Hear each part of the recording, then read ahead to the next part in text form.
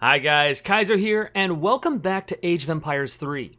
This time we're taking a look at the United States, my own home country, and actually the very first civilization released for Age of Empires 3 after the definitive edition came out. The US is a very interesting civilization. They've got a lot of unique features and different types of strategies that make them a very unique civ to play. Now, before we get into the US itself in this match, I want to say this video is coming out just in time for the Age of Empires 3 Noob Cup 2. I announced that on the channel recently. We're getting together a tournament of a group of players that have never played multiplayer competitive AOE2 before. And we've got some people who have signed up, but we need more. So if you're someone who's ever wanted to play multiplayer AOE2, but you didn't want to get thrown into the meat grinder against people that have been playing for a decade, or maybe you're somebody who knows somebody who wants to get into multiplayer AOE2, please, by all means, join our Discord. I've got it in the description below. Sign up for the cup, or spread the news. Help us spread the news, and let your friends know who've never played multiplayer AOE3 before. Have them join the Discord, and we want to get this tournament off to a fun start. We're trying to get players going, so definitely go ahead, join us. It's going to be a great time. Now, with that in mind, let's go ahead and dive in here. So, we've got the US, and they have a very interesting set of cards. The US strategy, what I found in general, when I started playing with the US, I actually did very badly. And that's because I was used to a certain kind of strategy when playing as, the Spanish, or the Germans, the Russians, just the different European civilizations. I kind of developed a certain play style, more of a rushy sort of play style where you try to get early aggression out. And what I have found, I'm not saying that the US doesn't have rush strategies, but what the US is very good at is setting up the foundation for a very strong economy and then having an extremely strong army in the mid-late game. You're almost playing like the Byzantines in AoE 2. That's where my mind goes anyway. Is you want to set up a foundation, get into the mid-game, get into the late game. You just want to survive until then. Now, leaning into that, because it's happening right now, I want to call it out. The very first card that I've invested in is one of my favorites. I don't know that it's a meta card, but it's a card I really enjoy, and it's Chinese Immigrants. The United States has access to a lot of different immigrants cards, and the Chinese immigrants are one of my favorite. What this card does is it sends you one trading post rickshaw right away. That's 250 wood for free, right? You send that, you get one trading post, and then that one trading post gets the levy ability to send another rickshaw. So that's another 250 wood you're able to throw down right away, and it's perfect on this map because I have two trading posts right by my base. So I'm able to claim both of them very quickly without having to spend anything but a home city shipment. So I love grabbing that one first. But again, my strategy as the United States, get the economy going and survive. Right? You'll see that I'm up here on 7 wood. Now that's not normal, but the next card in my deck that I think would be very useful are French Immigrants, which will send me 3 Coureurs de Bois, which are super villagers, right? And will make all of my other villagers more powerful in combat. So they'll get more HP, they'll hit harder, and that's, I think, really important for the US because you are trying to survive into the late game. You're not trying to win the game in the commerce age, right? So at least not my strategy. So I want to make sure that my villagers are as hardy as possible in the event that I am rushed. And my opponent, in case you didn't notice, is Harun, playing as the Ottomans. The Ottomans are another interesting civilization and a very different civ, and one of the reasons that they're different is they don't purchase villagers. The villagers trickle out automatically. And that means on the one hand, their economy is maybe a little bit slower than a typical civ, because it does take longer to trickle the vills than it does to produce them. But they're not having to spend any resources on those villagers. And that frees up a lot of food to go into the next age. It frees up a lot of food in order to invest in an early military. And so whenever you're playing against the Ottomans, you need to watch out for early aggression, whether that's their delis, which are the Ottoman version of the Hussar, or a Janissary rush, Abus guns, whatever it is, they like to fight early. So I'm aware of that, and that's another reason why the Courrier de Bois card, which is now on its way, is really powerful.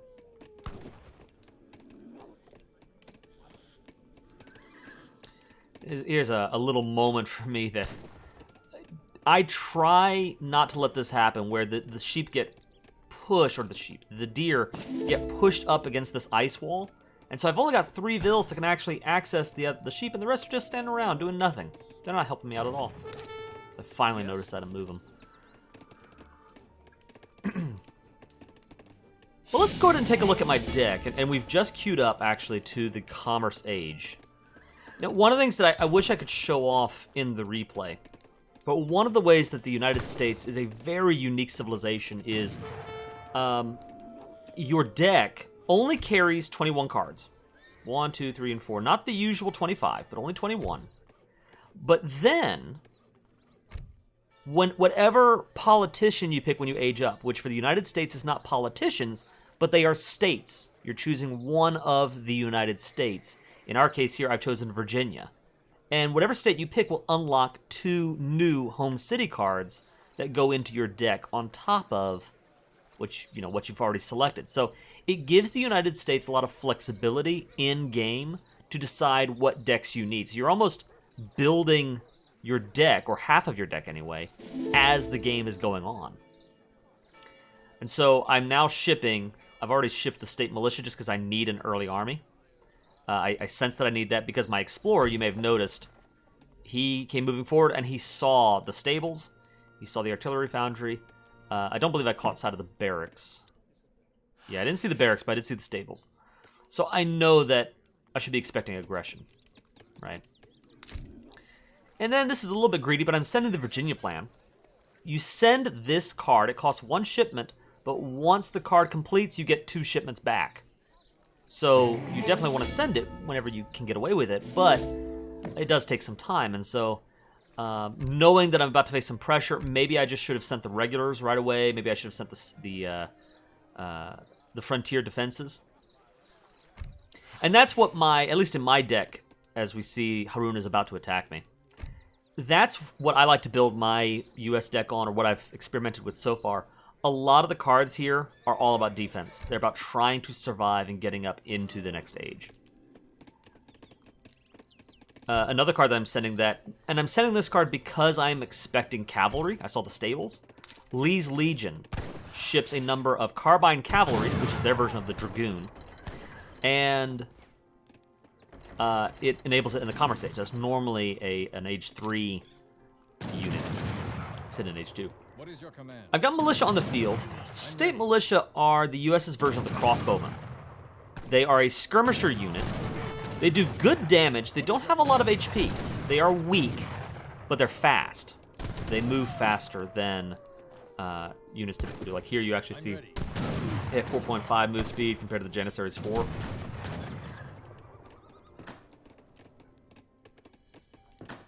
And all I'm trying to do is buy myself time. Here we go. Carbine cavalry are out, alongside a couple of Hussar. I believe the Hussar came out from my stable. So we have Cav. Now, this is a little scary. He sort of outplayed me here because he went with Janissaries. I was expecting cavalry, and these units would be perfect for that. They're still good against the artillery units, the Abus guns, which count as siege, although they are siege that, basically like skirmisher siege. Huh. Gunpowder trooper, ranged infantry. Funny, I thought it counted as a siege unit. Anyway, alright, it's a light infantry unit. But they would still be pretty good against them. Actually, no, they wouldn't. Light infantry counter the carbine cavalry. Skirmisher units counter dragoons. Light cav. Light infantry counter light cav. So, in that case, I kind of got outplayed in that sense. But, fortunately, I have the state militia, as well as, you may have noticed, the Minuteman. The Minuteman is another one of the United States' unique units. Because they are weak in the early game, one of the ways they have to counteract that is their they're militiamen. Where did they go? Did they really all die? I'm trying to make sure I don't get my names wrong, but the U.S.'s militia is very special. Yeah, the militia becomes the Minuteman, and most Civ's militia, the European militia, you slowly lose health down to 1 HP, and there's a limited use for them, right? Well, the militia for the U.S., the Minuteman, only loses health down to 60%. So it stops at 60% HP left. And, sorry, watch this. This is a fascinating battle here. They only lose health down to 60%, and their stats are better. So what you can do is, over the course of the game, you can mass up your Minutemen, and there's a card that you can put in your deck that upgrades Minutemen into Marines. And the Marines get full HP, and they're a very powerful unit. So you can militarize your Minutemen in a way that you cannot with other civilizations' militia. Now, this is a really dramatic moment. This is the Springfield Armory. It's a card that I sent that's very unique to the United States. And what it does is it researches slowly, but it gives you all of the blacksmith techs for free, including some critical ones like this one queuing up here, the counter-infantry rifling.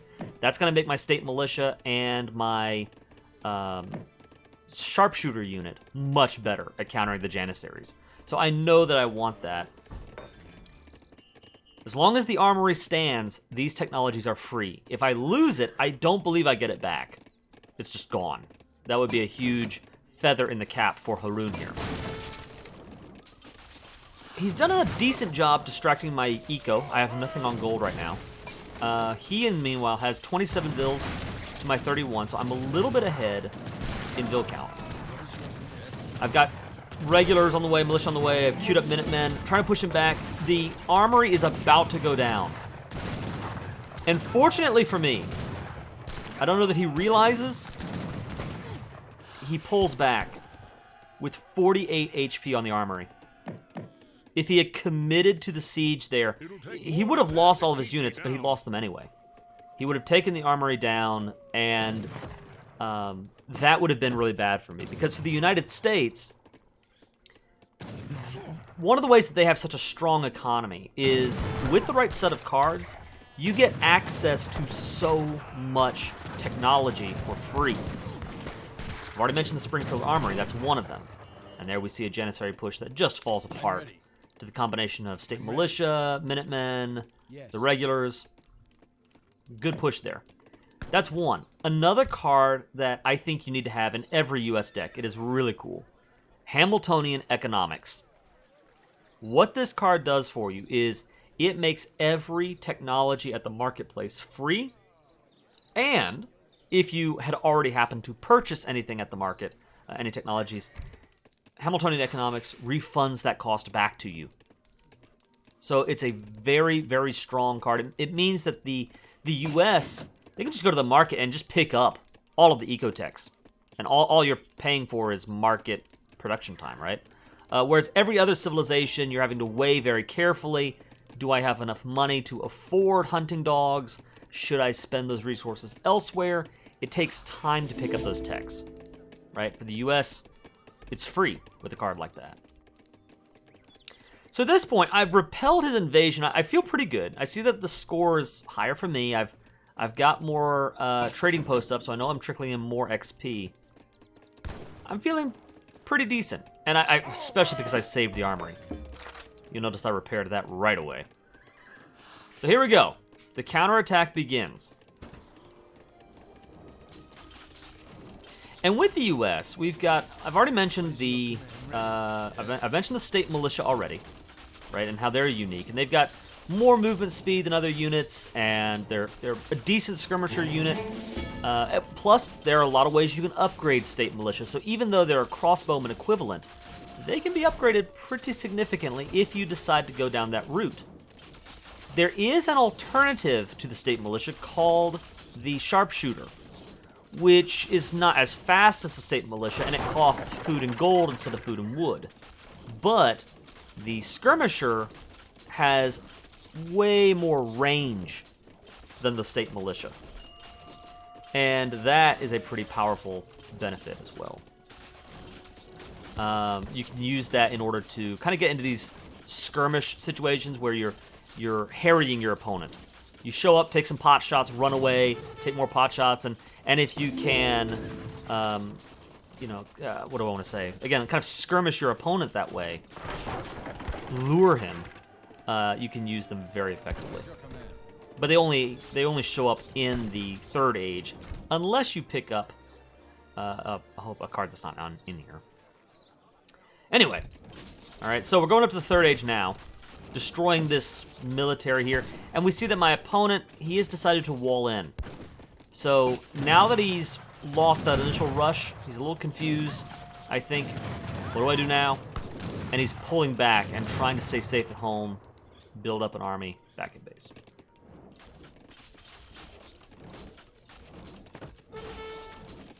Harun and I both going up to the next age. It looks like at the same time. Wow. That's pretty impressive. So we're both about to hit the third age at the same time. I have 45 vills, Diz 32. And the reason why I've got more vills is, you may have noticed a little bit ago, I sent my third immigrants card.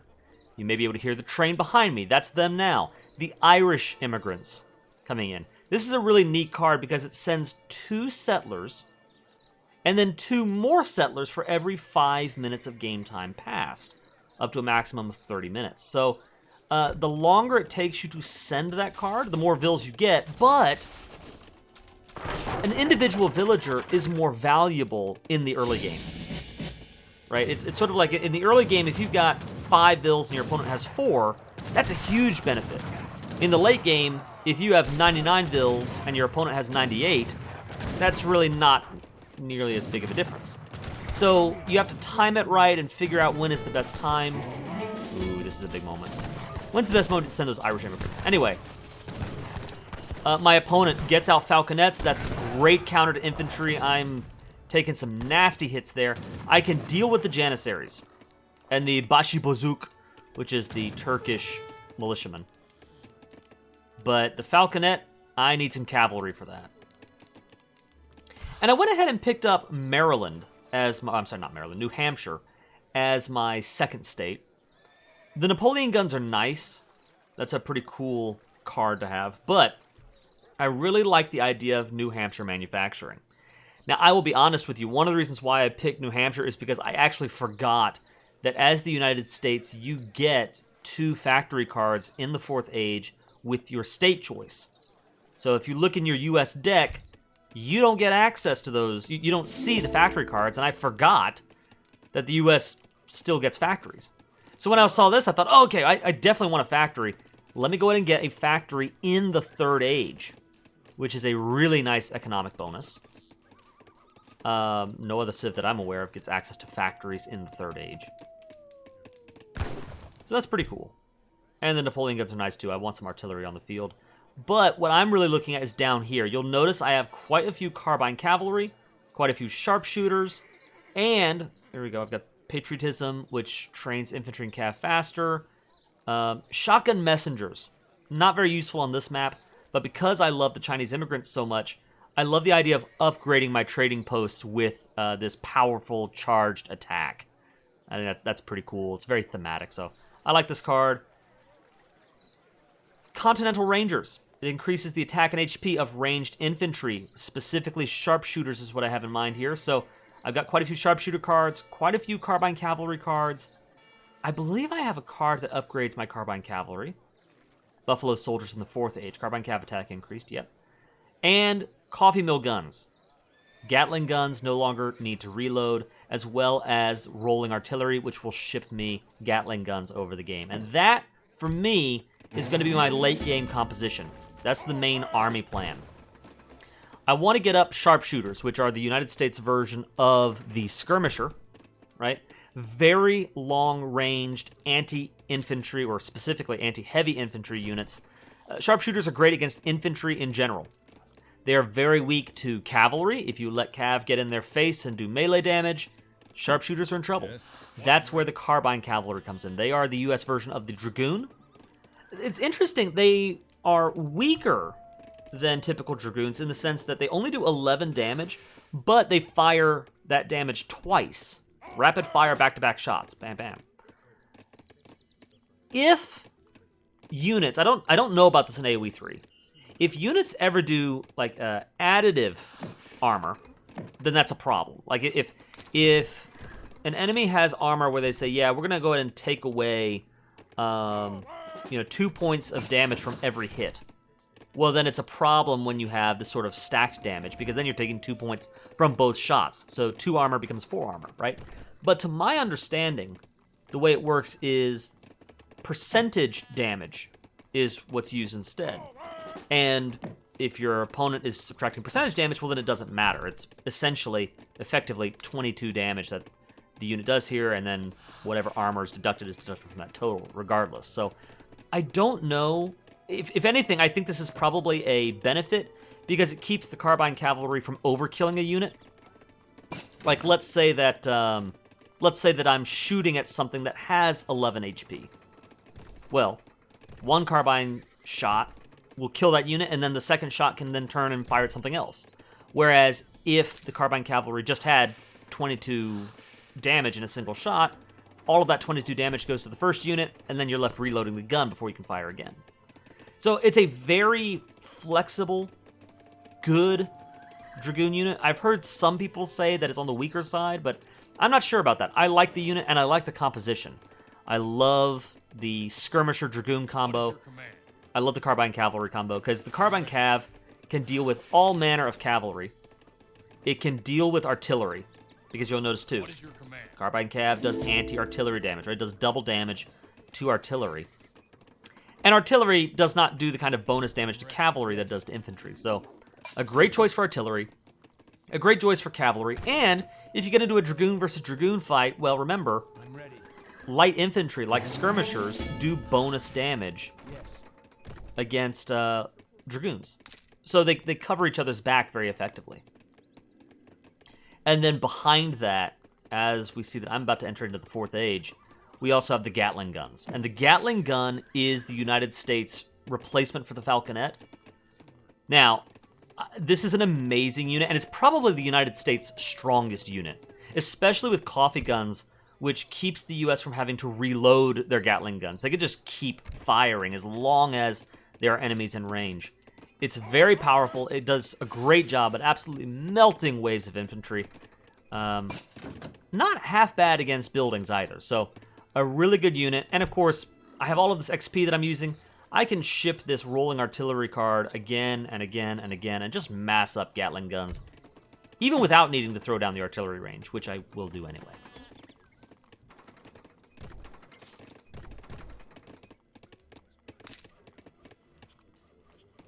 Something else about the Gatling guns, and this is sort of a side moment here, as we're sort of in a passive point in the game. You'll see them throwing down some mills and estates, or plantations. I'm kind of sad that they changed the name of the plantation to the estate. But anyway, mills, plantations, got us down a second town center. My opponent here also has 2 TCs, good for him. But we're kind of in a passive moment here, as I'm throwing down units. One of the things that I will say about the US is I both really love this civilization, and I love the aesthetics of the civilization, but it does seem to conflict with the time period that Age of Empires 3 is supposed to be in. If you think back, the original civilizations, right? AOE3, you've got like the Spanish, and they start off in, what, maybe the 15th century, the 1400s, 1500s? I'm thinking of just the earliest, Spanish explorers to the New World and that sort of thing. So yeah, you're looking at the late 1400s, the 1500s, the 1600s.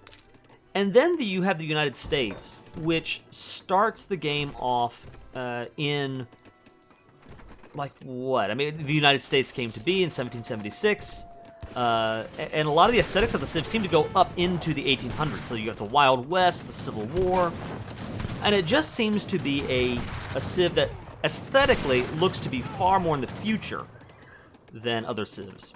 Let me pause that thought real quick as we get into a fight.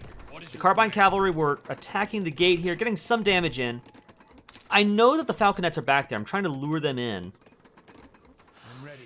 I'm bringing in regulars, the United States version of the musketeer. So this is heavy infantry. They do bonus damage with their hand attack to cavalry. It's a really solid unit. I did not ship a card here. The United States General is their version of the Explorer, and he is able to build forts. So I found myself in the 4th Age and said, hey, I want to create a choke point here. Let's throw it on the fort. Get up a couple of artillery ranges. And here we go. You see I'm shipping mortars, or building mortars and Gatling guns. Please, Kaiser, please fix that. Please fix that. Gatling guns, I've double-clicked the artillery ranges, and then I told them to build this, and I think they've messed up how it should be working. So don't make my mistake. If you're going to throw down 2 artillery ranges, use them both. All right, get a couple of free hits here. Here we go. Mortars are out. Honestly, I wish I had gone Gatling guns. They would have been really useful right about now. Letting the regulars absorb the fire. That's kind of their job, be the front line. Carbine Cav moving in the back, taking out the veteran delis. And that leaves us with Janissaries to be mopped up by the sharpshooters. I've got to keep an eye on these falconets. That's what the cav are going to be for. And they've moved into melee mode. Get them in melee mode and wipe up the artillery. That's good, but he's moved in with cav of his own, trying to knock out my mortars. They are very expensive units, and every mortar lost is a problem. Good news, though. I have Gatling guns out. Ready to fire. Bom, bom, bom, bom, bom, bom, bom. Yes. It's beautiful. It's beautiful. And the Turkish army goes down. I still have 2 mortars up. And Uyvar Kalesi is not long for this world. My opponent trying to sacrifice everything he's got there to take out the mortars, but it's not going to happen. Nope, they go down, mortars are up. So we're in a good spot here, a very good spot. I have about 20 vills up on him, which is really nice. And again, I have the army momentum. At this point, the U.S. has this kind of military strength, and I think because my opponent, not that the Ottomans as a whole can't deal with this, but because the Ottoman player threw in his resources into that early attack and it didn't work, he's now on the back foot. All right, so for now, let me see if we press on with this battle. I think we're gonna keep trying to skirmish and get some damage in here. Here we go, watch this. Gatling guns, 3 of them, versus Guard Janissaries. Boom, boom, boom, boom. Doing a great job against those units. Don't worry about the falconets. One thing you have to give Ottomans, they have great artillery. Oh, and look at these bad boys. Speaking of, the Great Bombard. This is an all-in-one super artillery unit. Look at that, 500 damage. It does less versus units, but even so, it absolutely melts everything. Artillery, infantry, cavalry. The good news is, I mean, they have 475 HP, which is a lot for a single unit, but you can only get Great Bombards through shipping them. So you're never going to be able to mass up loads of bombards. If I'm not mistaken, I'm not a Turk player, but I believe that's how it used to be. So I'm realizing I've got to pull back. I can't deal with these bombards. I need more cavalry in order to actually get into the face of these bombards and take them out. But while we're massing up here, yeah, it kind of bothers me that, you know, the U.S. and then later after that, Mexico too, has the aesthetics of a civilization from the 1700s and the 1800s up into the late 1800s. Now, don't get me wrong. I love that era of history. I like it even better than that 14, 15, 1600s era. So I remember back when Age of Empires 4 was announced, I was really hoping we'd have a game set in the 1800s and the 1900s. That is my time period. I love it. And real quick, we got another fight taking place. The Great Bombards putting in work. Got militiamen moving forward too to back up that fight.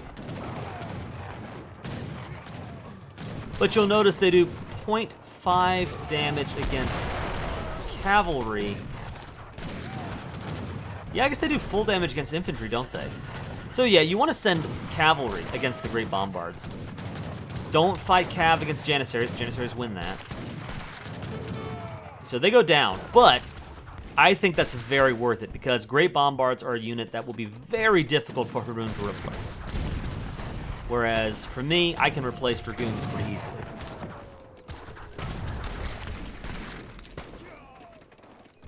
While this is going on real quick, let's take a look at our decks.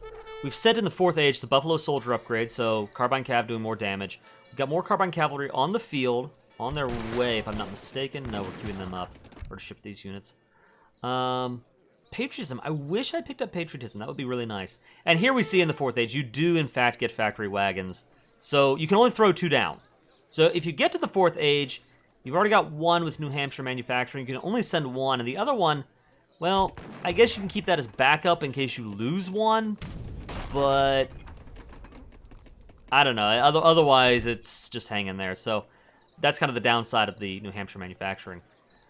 I also went with, here, I picked up Vermont as my 4th state. I like the idea of being able to spawn state militia because they benefit from the same upgrades as sharpshooters, so they can serve as a useful front line. And then Vermont Coppers allowing the estate upgrades to be free and research instantly. That's a really, really great kind of a transition from, you know, economy on the field to economy at home. I don't think I actually send that card, which is a little bit of a wasted opportunity, but whatever. We're keeping the economic pressure going. Janissaries on the field. I did pick up 1 Culverin just in case he stays on Artie.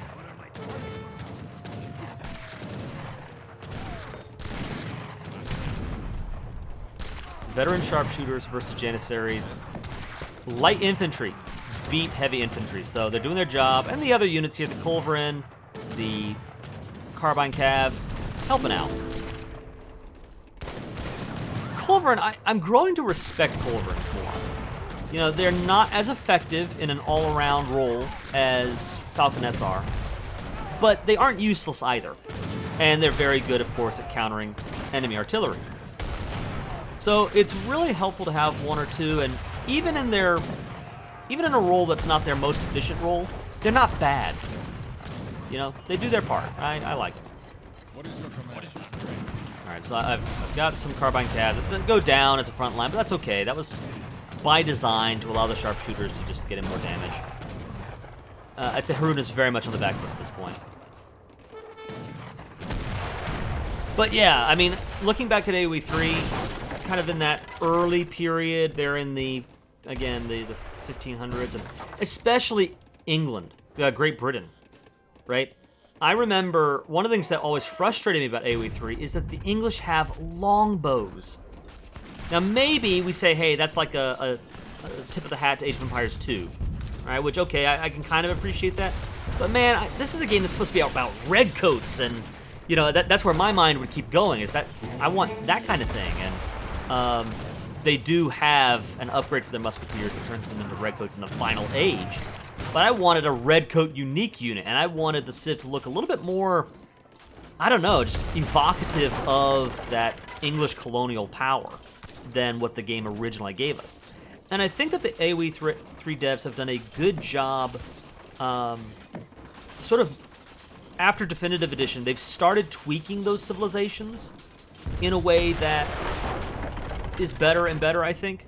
So I really like the US, I like their design, other than, the only thing I don't like about them is the voice acting. I think the US voice acting is really not the best, and it would be worthwhile for the devs to kind of turn around and you know, put some work into adding some new voices that are just a little bit more emotional and evocative.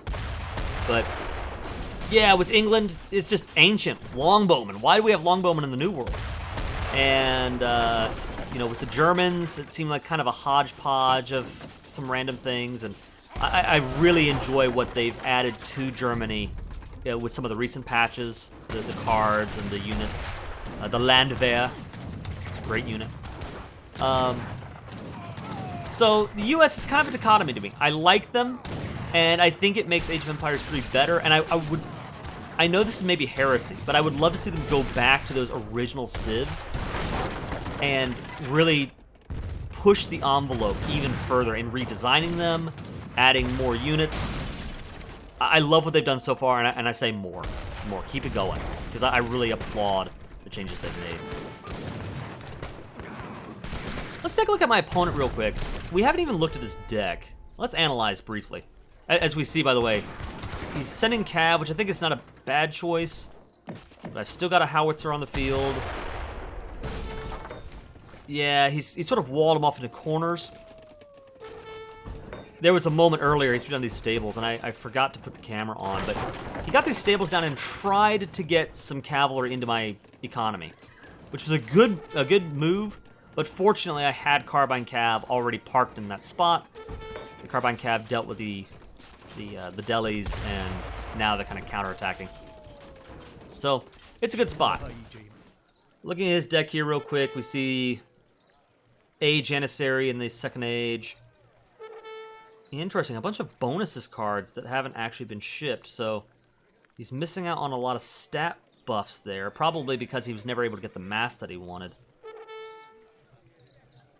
Yeah, the Great Bombards. He's shipped one factory.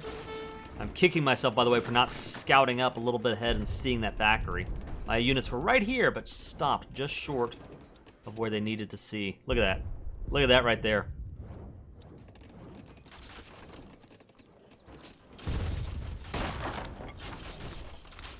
So what I'm realizing, and we're gonna see in a minute here that, you know, I'm breaking through, and it's going well. It's going very well. I'm up 11,000 points right now. But I've lost games from this kind of position. You know, you allow your opponent to breathe, you fall back from the killer instinct, and you can lose games like this. So I'm trying to end the game. I'm trying to keep the pressure going and putting pressure on my opponent, but it's slow going. And as I'm clicking around, it takes me a little while to realize, hey, wait a minute. Remember all the way back at the beginning of the game, Chinese immigrants, right?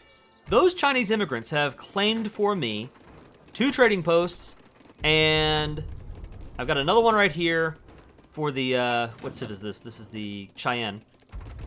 And another one here for the Klamath.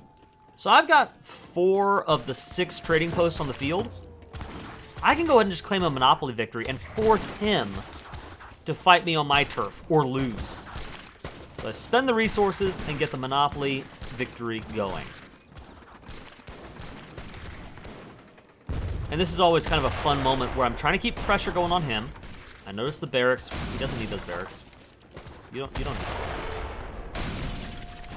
Notice his problem, by the way, is, you know, he's low on gold. He's actually low. He's got a lot of wood, but he's low on food, he's low on gold, and those are the resources he wants for the units that he wants to buy. A little bit of a moment here where I send my skirmishers into melee range against the Cav. Fortunately, the Cav are after the artillery, and that fortunate is kind of in air quotes. I'm losing more artillery than I need to here, but that's okay, because at this point, I don't need to destroy everything, I just need to hold my trading posts. And killing these units only means that he's going to have a harder time pushing back on the trade posts.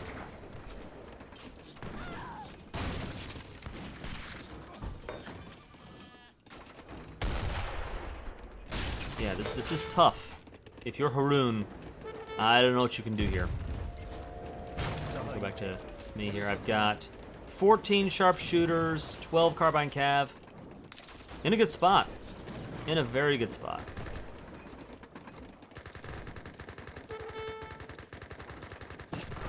You know, I want to give Haroon this credit. Is even here, like with all of the pressure I put on, all of the killing that has been taking place in Ottoman lands, he is still only down 17 bills. That's impressive. And I want to give him kudos. I think he's done a good job kind of trying to stall my advance. And it would have taken me some time to finally crack the shell and end the Ottomans if I didn't have access to the trade monopoly option. but fortunately, I do.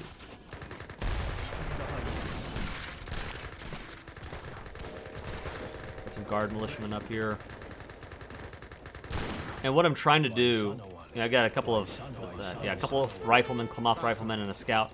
I'm just trying to keep eyes on where he could flank me and get a surprise attack in on the trading posts.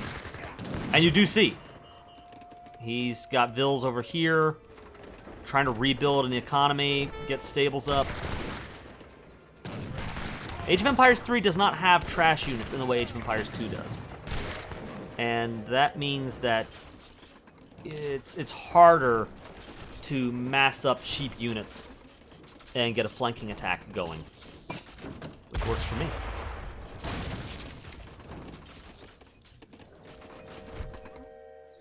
I also picked up the Minneapolis Mills, which, yes, it ships food, which is nice, but the villagers gathering food from mills faster is a really nice bonus when you've transitioned into that late-game mill economy.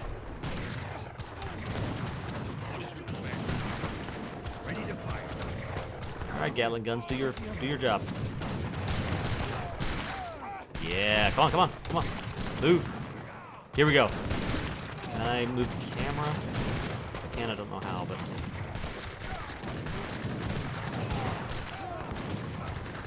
Boom, boom, boom, boom. Those Gatling guns put in work, and oh, the Janissaries are just melting. You've got to love it. You have to love it. But yeah, for me, and as the game is wrapping up here, I just say, kind of wrapping up this aesthetics point. I love the US, I just want their voices changed. I think, like, the general, for example, sounds goofy in my opinion. But, I love the US, I love the aesthetics, and I would love to see the whole game fit this time period. So what they've done with the US and Mexico, I want to see them do that with England and Spain and Portugal, and there are mods out there I've featured on the channel before. The historical unit skins mod that can change the look of some of these units to be a little bit more in this time period and give them more unique aesthetics. But just more opportunities. I love what they've done with the French Revolution, for example, for France. I've loved what they've done with the Green Rangers for England. GG, well played as the victory comes in. That's it, guys. Well done. And for some reason we looped. I forgot I had that on, but that was the GG. So that's the United States, a really, really fun civ, and there are a lot of interesting ways to play them. I mean, yeah, I've got the sharpshooters and the carbine cav, but they also have Hussar, which is a generic unit, but they have Hussar, and they have cards like the, I forget what they're called, it's the Georgia Hussars or something like that, which automatically unlocks the upgrade and ships some, so they have some good Hussar play, or some interesting Hussar play. You have plays where you can actually, there's strategies involving using the state militia and the Marines. There's a Marine strategy where you just use your town center to pump out the, I'm sorry, not state militia, but the Minutemen. You get out the Minutemen and upgrade them into the Marines, and you can actually do some kind of early pressure push with them. There's a version of that where you can ship Spanish immigrants and send pikemen, which you normally don't get access to. Pikemen in this game have a lot of siege damage, so you can combine that with some state militia and get a very strong early push off. You can even, I have seen or read, you can go for a cowboy rush, where you throw down a saloon in the Second Age, and you buy up cowboy mercenaries, and you attack your opponent with cowboys in order to win the game. So the US has a lot of really interesting strategies, but in my experience, they are a lot of fun just to try to play defensive early, transition into a strong mid-late game fighter. They're a lot of fun. Guys, I hope you enjoyed the video. If you did, please like it. If you enjoy what I put out, please subscribe to the channel. I enjoy each and every one of you that leaves a like, leaves a comment, subscribes. Thank you very much. For now, guys, this is the Iron Kaiser, signing off.